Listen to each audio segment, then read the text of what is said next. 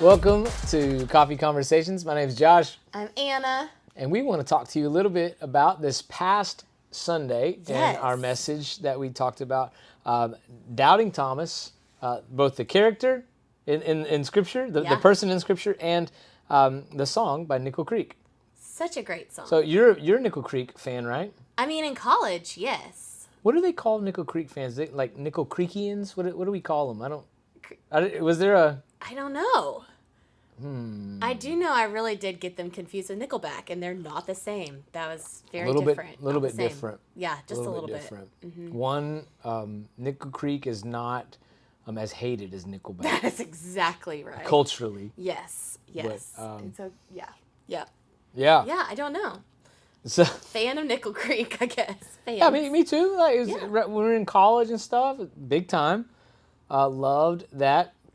It came at a really significant time for me. I was really into blues and bluegrass in college. like, Okay. the two, and so having Nickel Creek around was really good. Yeah, absolutely. Yeah, just a man of many tastes, There you go. refined taste. Who knew? Yes. Blues and Refined bluegrass. taste. There it is. Yeah, yeah.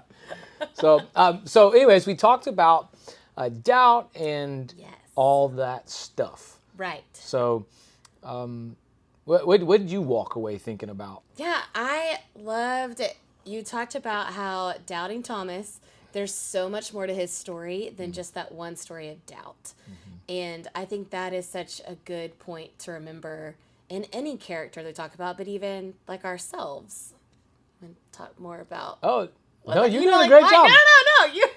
You go on. You go. You got it. I just think like it's really easy to think of one instance and like let your identity be that entire thing, or someone else's identity be that one experience you had with them. And we see in Scripture, Thomas wasn't just about that one experience of doubt.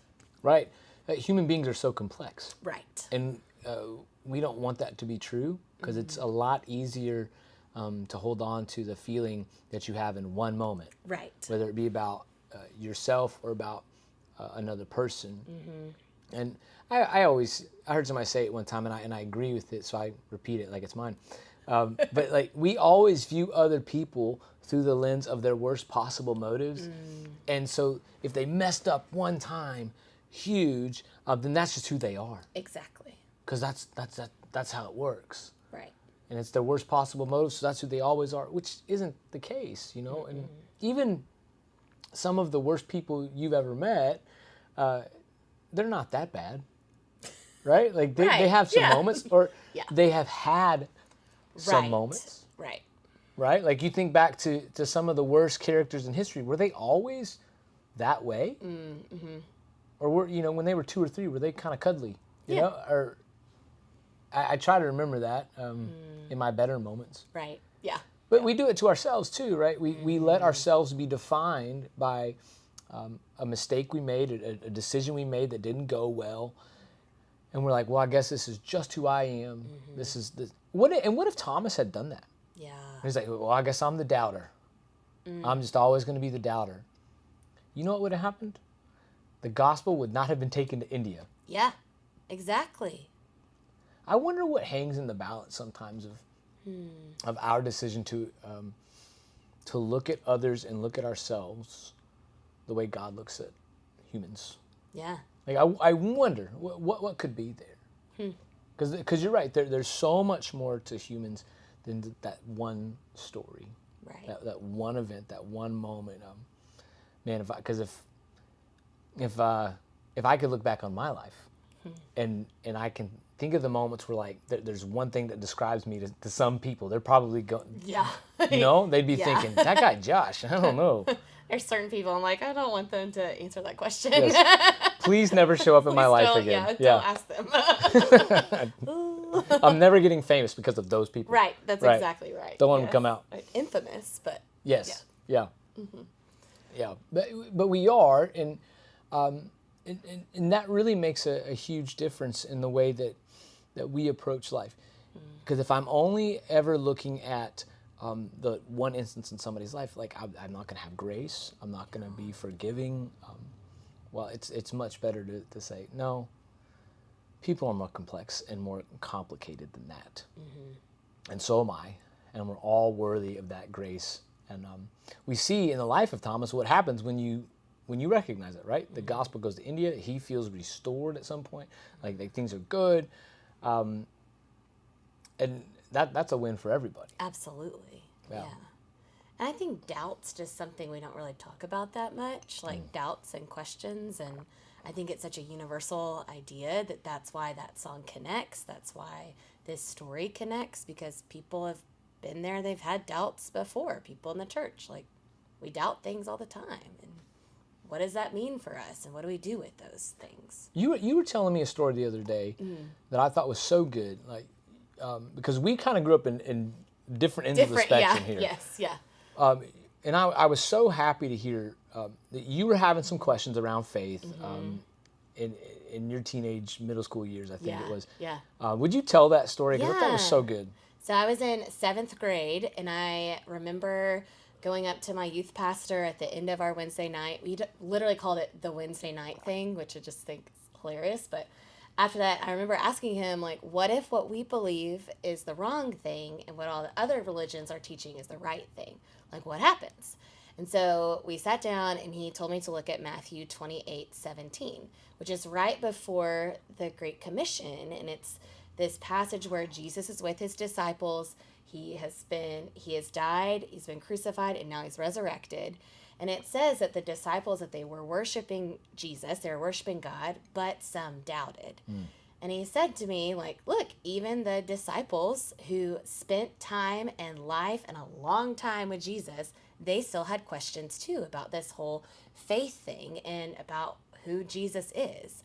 And it was so good for me to realize, like, I wasn't alone in my questions. Right. I wasn't alone in my doubts. Like, if even the disciples doubted, like, it's okay to doubt. And you talked about in your sermon about this idea of, like, not having guilt and shame with our doubts. And I never felt, like, guilty or shameful asking that question of him, my youth pastor. Right. And that's huge, because so many people, it seems like questions aren't allowed. Right. And so that's like a really good youth pastor. Yeah, what he was. Yes, yeah. You know what I mean?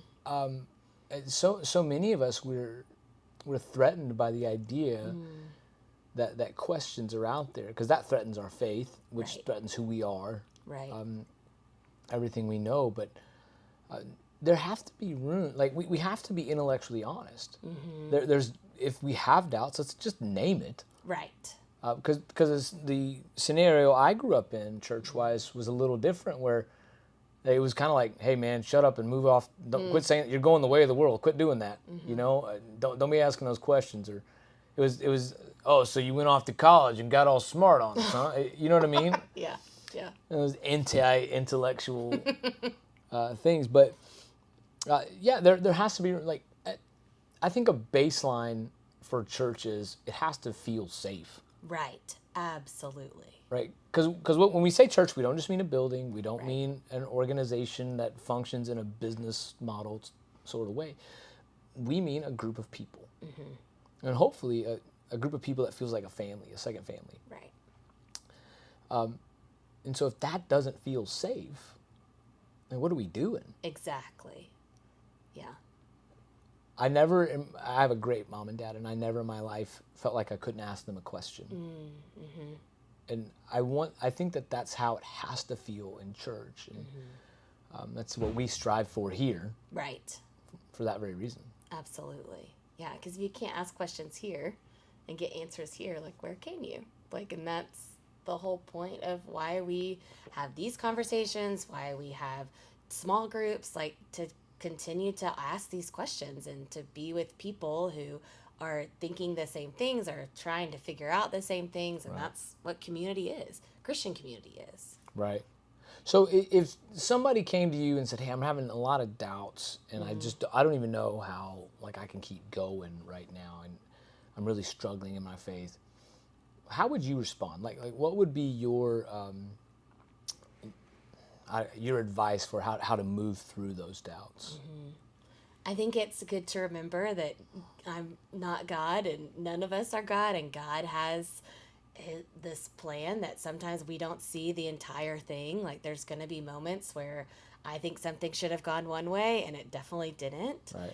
And just to know like God is sovereign and he's in control, and I'm sometimes, a lot of times, not going to know this side of heaven, like why things happened the way they did.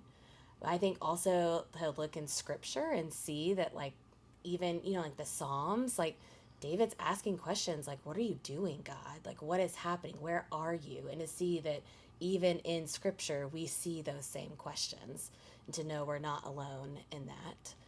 And I think it's also just to think about past experiences where God has shown up.